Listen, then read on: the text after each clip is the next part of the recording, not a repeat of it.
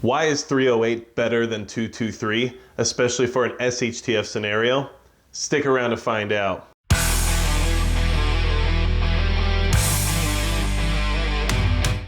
Hey everybody, it's Magic Prepper, and today we're going to talk about why 308 is better than 223 for SHTF, and when 308 is better than 223 for SHTF. This is a really hot topic, and I've already queued the troll parade to jump in on this video and to let me know how wrong I am in the comments.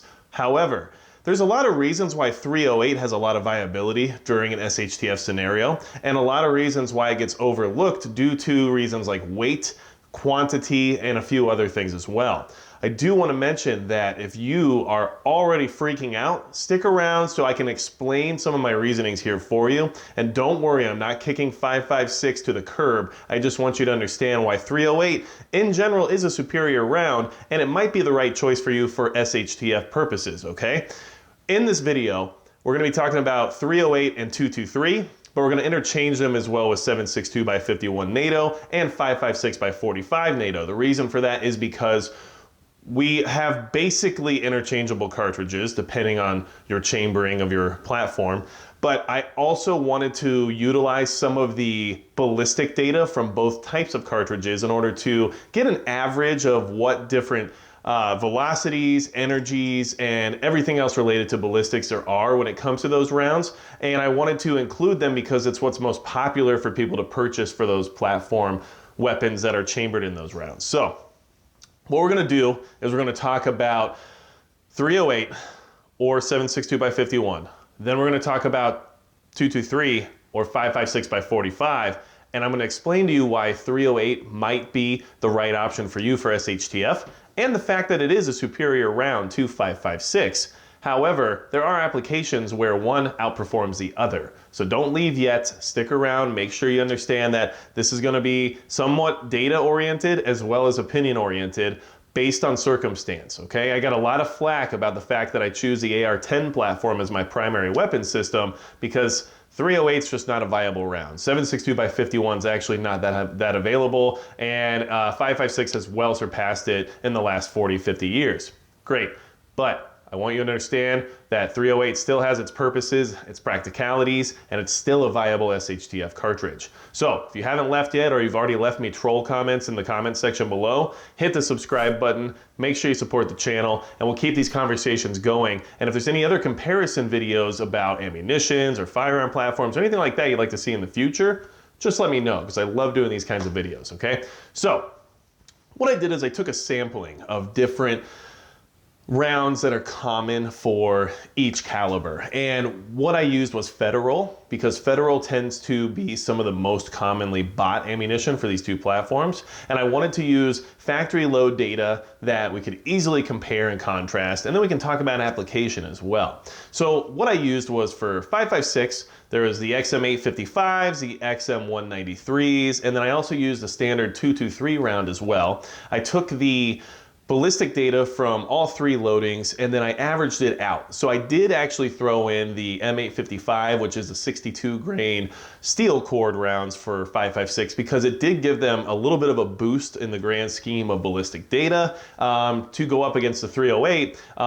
Because it's such a commonly bought chambering for that round, or cartridge for that round, I wanted everyone to have that data involved there too, because let's be honest, a lot of people buy the M855 more than the M193, and I didn't want to leave the M855 out of the equation. Now for the 308 or the 7.62 by 51, I also use a Federal American Eagle because I wanted to keep it as close as possible to the 5.56 comparison. For the 7.62 by 51 NATO cartridge, I used the 147 grain bullet, and for the 308, the American Eagle, it was the 150 grain bullet. So I took those two different rounds, which are very common, especially when we're talking about stockpile ammunition for SHTF, and I combined them and then I averaged it out. So we have the ballistic data for 5 of the most used cartridges in those two calibers, and I took the averages from each category, and that's how we're going to line them up, okay?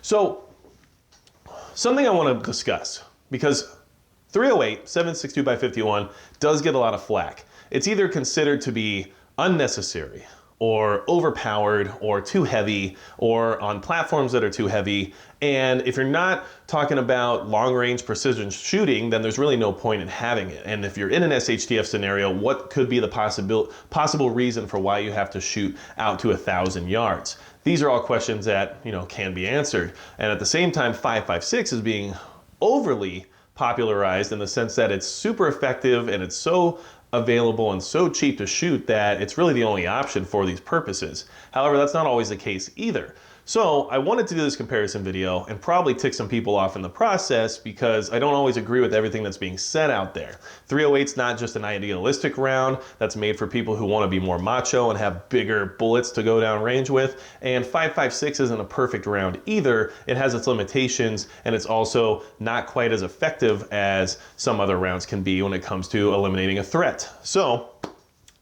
let's just talk about some of the data, okay? I printed it up here. I try to memorize this stuff generally, guys, but bear with me because I don't want to give you bad information, okay? So basically, 5.56 versus 7.62 by 51 or 223 versus 308, the velocities start off and 5.56 has the edge. Generally in those at least 3 loadings have an average velocity of 3142 feet per second, okay? 3,142 feet per second. So it's a very fast round, which is why it's effective as it is. For being such a small bullet, generally a 55 to 62 grain weight bullet, it only has effectiveness because of how fast it comes out of the barrel. So that 3,200 feet per second, or averaged out to 3,142 between those 3 loadings, is huge. Extremely fast, high velocity round. Now, 7.62 by 51 or 308 averaging out at 2,805 feet per second. So we're only seeing about a 300 to 400 foot per second difference when it comes to the velocity of these rounds. However, 308 is loaded with a bullet that's 3 times the size of a 5.56 round. So it's coming out extremely fast and with a much larger projectile. And what does that translate into? It translates into energy foot-pounds, okay? Energy foot-pounds matter because it's how much energy the round can carry down a certain amount of distance and still deliver upon impact. A lot of hunting guides and a lot of people in the sporting and outdoors community tend to base their choices when it comes to hunting ammunition based on the energy foot-pounds and at what ranges. So the typical hunting ranges, being between 150 and 300 yards for a lot of people, needs to have a certain amount of foot-pounds within that range in order to put down whatever game animal it is you're hunting, in order to take it humanely and at the same time be effective so you're not tracking for the next 8 hours straight. 500 foot-pounds of energy is kind of where that line is drawn. That's where a lot of people like to see their rounds perform. They want that 500 pounds of energy because it tends to have a good amount of oomph behind it. So when it hits its target, it takes care of business, and that's that, okay? So a lot of people are looking for 500 foot-pounds of energy. So let's talk about energy now, because energy is velocity times mass. I mean, we all know how momentum works, right? Well, this energy is important because this is what's going to take care of whatever you're shooting at. And with the 5.56 round, because it has a 55 or 62 grain bullet, and it does fly very fast, which is where it gets almost all of its energy, out of the muzzle, it's got 1,253 foot-pounds of energy, okay? Whereas the 308 out of the muzzle has 2,612 foot-pounds of energy. That being said, the 308 has twice as much energy coming out of the muzzle as the 5.56. Okay, so that being said, we already kind of knew that. It's a much larger bullet, it's a much larger cartridge, it's heavier as well, so you expect that extra power, correct? Okay, well, now let's start talking about yardage. Once we start talking about yards, what is the effective range of the 5.56 round versus a 308 round? Well, the effective range of a 5.56 round can reach out to around 500 yards, which is great, because in all honesty, for most situations, that's as far as you're going to need to reach out. And at 500 yards, it still has some capability. However, it has lost a lot of energy by that point in time. The 5.56 at 500 yards hits with 356 foot-pounds of energy. 356. Which, for most hunting purposes and everything else, by this point in the bullet's trajectory at 500 yards, it no longer carries the 500 foot-pounds of energy you're looking for to put down a game animal. And in that sense, Now we are below what most people expect for their ballistics to be able to perform correctly with. That's fine because 356 foot-pounds is still very viable when it comes to threats that we're experiencing during an SHTF scenario, but a lot of energy has diminished. We started with almost 1,250 foot-pounds of energy, and at 500 yards, we are already down to 356, okay? Whereas the 308 at 500 yards, very good distance. Most of the time, you're not going to need to shoot that far, but if you need to, at 500 yards, the 308 still has 1,128 foot-pounds of energy. That's a lot of energy, okay? That means it's still twice as much as what most hunters are looking for when it comes to being able to put down a game animal. It's also carried that energy as far as 500 yards, and it diminished its ability to deliver on that energy by a little bit more than half, by about 60% it has diminished, okay? Whereas on the 5.56 round, it only has a quarter, actually less than a quarter of the energy left from when it started at the muzzle. So we're talking about a much less decrease in energy at 500 yards. Once we get to 1,000 yards, that's where things get more obvious, but we're already in territory of things being more obvious. At 1,000 yards, the energy foot-pounds out of a 5.56 round, on average from the 3 loadings that I chose, is 119 foot-pounds of energy. 119. What is that similar to? Well, so at 1,000 yards, your typical AR-15 chambered in 5.56 is hitting with the same amount of power as a .22 long rifle out of the muzzle, okay? That being said, when are you gonna shoot your AR-15 at 1,000 yards and plan on actually hitting targets? Probably never, but it's just something to consider and something to keep in mind when we're comparing the two cartridges, okay? Whereas 308 at 1,000 yards still delivers 458 foot-pounds of energy. So 458 foot-pounds is still within the range that hunters like to see when it comes to putting down game. Even though no one really hunts at 1,000 yards, it's still doable with the cartridge. So at 1,000 yards, our diminishment for 308 is at 20% of the energy is left that was in that round when it left the muzzle, okay? So an 80% decrease in energy. Whereas with the 5.56 round, we are down to less than 10% of the energy by 1,000 yards. So 91.5 or so percentage decrease in energy by 1,000 yards. Obviously, the 308 is much more capable of shooting at longer ranges. And yes, although the 5.56 comes out at extremely fast velocities, it does not have anything on the 308 when it comes to hitting the targets downrange, okay? That being said, we also have to consider bullet drop. Bullet drop's important. How do you get your rounds on target, okay? Well, at the effective ranges of the AR-15, which is what matters in this conversation, honestly, the 308 and the 5.56 round have very similar bullet drops. The 308 drops further because it's a heavier bullet. However, at 300 yards, 5.56 dropping at about 11.6 inches, and at 300 yards for 308, we're dropping at 13.5 inches. At 500 yards, the 5.56 drops at 53.5 inches, and the 308 drops at 55.7 inches. So bullet drop and trajectory is negligible when it comes to this conversation. They both fly pretty flat, and they both hit the target as long as you know how to sight in. So that being said, no difference there really. They are both very capable of reaching out to 500 yards and have the same type of trajectories at those ranges. Now, a big part of the argument when it comes to 5.56 and 308 is 223 and 7.62 by 51. I don't know how you guys want me to keep rearranging that, but I'm gonna try my best to keep going. Weight is always a huge factor there, okay? So this is one of the reasons why the 5.56 tends to be more popular. It's much lighter than a 308 round. It's much easier to carry more quantity of, and it's much easier to have follow-up shots because it's a lighter round, lighter recoil, has less mass coming out of the end of the barrel. So there's a lot of reasons behind why it's a little bit more popular. At the same time, it's less weight, and just in general, when it comes to anything related to metal, less weight is less expensive, and 5.56 is much less expensive than 7.62 by 51, okay? So, one round of 5.56, on average, weighs about 0.41 ounces. 0.41, okay? One round of 7.62 by 51 weighs 0.854 ounces. And what that equates into is that for every pound, you get 39 rounds of 5.56 and only 19 rounds of 7.62 by 51, okay? That being said, it's pretty much a 2-to-1 ratio. For every 1 round of 7.62 by 51, you get 2 rounds of 5.56, okay? Well, guess what? This round is twice as powerful as this round. In fact, more than twice as powerful. So yes, you can get more rounds, you can have more training, you can have more follow-up shots with 5.56, and you can carry more of it with you in your backpack or in a bug out situation. However, for each 1 round of 7.62 by 51, you get more than twice the firepower that 5.56 provides you with. So how does the math add up there? Think about that for a minute, okay?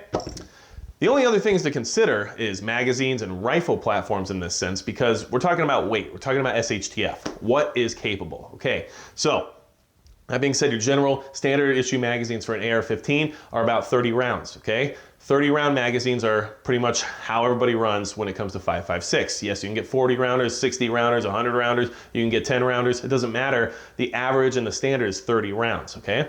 Whereas for 7.62 by 51, the average and standard is 20 rounds. However, Magpul did come out with the PMag that actually holds 25 rounds of 7.62 by 51, which is generally the ones I purchase, not because I need a window to count my rounds, which is something that comes up all the time for some reason, but because 5 more rounds is worth it, okay? So the difference in magazine quantity for these different types of calibers is really only 5 rounds at the end of the day, and no big deal. I mean, you can reload or whatever you have to do, but yes, I mean, technically 30 rounds is better than 25, but is 25 rounds that are twice as powerful better than 30 rounds? You tell me. Now, that being said, the average rifle platform weight for these different calibers is also part of the equation. AR-15 rifles tend to weigh between 6.5 and 8 pounds. Depends what's on them, it depends what kind of materials you've built them with, it depends what kind of accessories you throw on them, and of course that's generally going to be considered without an optic or anything like that. Whereas the average AR-10, where we all know there's a lot of SCARs out there, there's a lot of M1As, there's a lot of other 308 battle rifles. But for the comparison to stay more similar, we'll talk about the AR-10 platform. AR-10s generally weigh between 7.5 and 9 pounds. So on average, an AR-10 is going to weigh about 1 pound more than your AR-15. Now, pounds do add up, ounces add up, and if you're talking about bug out, SHTF, or who knows what, that can be a big part of the equation. However, the difference of 1 pound might not be that big of a deal when it comes to what the application is you want to use it for. And that's where we're going to move into this conversation because, yes, we're talking about these 2 rounds. And we're talking about the reason why most people choose 5.56 and why most of the time they're probably right. But 308 is a better cartridge than 5.56 at doing the things that you want your 5.56 to do. I mean, that's just true. The only thing it might not be as good at is follow-up shots due to the increased recoil. But besides that, if you're going to hit a target with one of these rounds and you're only going to take 1 shot, are you honestly going to choose a 5.56 over a 308? Let me know in the comments, okay? Now, here's something I want you guys to consider, okay? There are applications that both rifles are better at than each other. Here's what we need to talk about when it comes to why 308 is better than 223 for SHTF purposes, okay? Let me breathe. Okay. 308 has the edge when it comes to power, when it comes to penetration, when it comes to range, okay? 5.56 has the edge when it comes to cost, quantity, and follow-up shots, okay? Recoil. It has the edge in those categories. Now, what's going to make the difference for making some of your decisions? Well, here's my personal situation, and then maybe you'll understand why I chose the 308 over the 5.56, and maybe this will apply to you, and maybe all the people who have told you 5.56 is the only option might not be right based on your circumstance, okay? So there's a few things going for me here that I need you guys to understand why I had to choose a 7.62 over a 5.56. One of those things is the application for what you plan on using it for. I don't have a gigantic tribe or mag that is all armed out with AR-15s carrying tons of 5.56 magazines ready to roll at any time. I don't. I have a few guys that I can depend on, and that's about it. Otherwise, it's up to me to take care of my family and defend them in case of an SHTF situation. That being said, 308 has the edge when it comes to overwatch and perimeter defense. It just does, because if I have to set up and defend my home and my land from whoever might be coming on it that shouldn't be, and I have to take care of my family, and I don't have 7 other guys to run around and watch my back for me and do this or that. I want something that's going to handle business at longer ranges with less shots and with more authority. When I can set up and I can throw up my bipod and take a position and defend it, I want something with more power behind it. This is not a bug out walk through the woods for the next 10 years scenario that I'm speaking of. This is me taking care of my family and defending them in a situation where I'm not trying to leave if I don't have to. And that is where 308 definitely takes the lead for 556. Are you doing room clearing? Are you running through an apartment building? Are you having to go through an urban environment and check different corners constantly and find out that there's somebody 3 feet away from you that you didn't see before? Then yeah, I guess a 556 is better for that application. But where I live, everything is flat. All the land is flat. There is no trees. There is no natural anything. It is flat plains with a couple of rocks here and some outcroppings there, and that's about it. And I want to be able to take care of business if I need to based on those environmental conditions. If I need to post up at my home and look 1.5 miles down the street and know that what's coming my way is not positive, I want to make sure that what I send their direction is actually going to be effective by the time it gets there, and is going to be effective maybe when it comes to having the first shot. When you take one shot, do you want that shot to be effective, or do you want to have that follow-up shot? Those are questions you have to answer. And if you live on your own and you don't have 7 other guys you have to worry about having consistency of magazine or consistency of caliber with, and you are the only one who's going to answer the threat that might come upon you and your family, do you want to be outgunned? Do you want to be the guy with the AR-15 when everyone else has something bigger? You tell me. These are all things to consider. And yes, one of the bigger arguments for why 308 is better than 556 is its ability to put big game on the table. Yes, I know in an SHTF scenario, if everybody goes out and hunts, nothing will be alive and that won't matter anymore. But if I am going to shoot a deer or an elk or anything like that in my area, I do want it to actually die and I want to eat it. So yes, those are things you have to consider when it comes to what you're using the application for, okay? That being said, AR-15, 556 definitely has the upper hand when it comes to patrols. Walking around all day long carrying an AR-15, lightweight build with very light ammunition, much easier to do than this big old hunk of battle rifle right here, okay? That being said, if you have a squad or a large team and you want continuity of caliber and continuity of magazines, then yeah, all of you should run the same caliber. You have 556 is the easiest way to go. It's probably what everybody's going to have. It's the cheapest to train with. It's the cheapest to stockpile. Go with that. That's great. That's what you should do if you have a team of 15 guys that are willing to perimeter check your entire property and help you defend. Awesome. I'm by myself. So, I have friends, I have support people, but I don't expect them to show up with their entirely decked out battle gear and all of us be running continuity of magazines and whatnot, because that's just not the situation I have set up right now. And that's something that a lot of you probably don't have. Let's be honest. A lot of us like to think about the idea of having a mag and having 10, well-armed guys, well-trained guys that know how to handle themselves and can, pick up an AR and take care of business at any point in time. I don't have that. If you don't have that either, these are things you can consider. I don't want to bug out. I don't want to leave my property. So if I'm going to defend it, I need something that's capable of that defense at more than whatever the range is that I might think I need. And that's what this 308 does for me, okay? So, that being said, things to keep in mind. 556, inexpensive, effective at closer ranges, proven, and very available, okay? Well, maybe not right now, but generally available, okay? 308, 7.62x51, very powerful, twice as powerful, if not more, than 556. Twice as heavy as 556, more effective at doing what you expect 556 to do than 556. That's why I choose 308. A lot of you guys are going to tell me how wrong I am in the comments. Please do. I love learning about everything that you guys have to say. Sometimes I pick up some gems down there and I'm like, man, I'm going to go ahead and check that out, or I'm going to go ahead and do that thing, because you know what? I'm not perfect, but enough people have given me enough crap about running an AR-10 platform with 7.62 and how this is an outdated round that's worthless since 1964. BS, okay? This is a great round, and it's very effective. And you know what? Tell me one thing.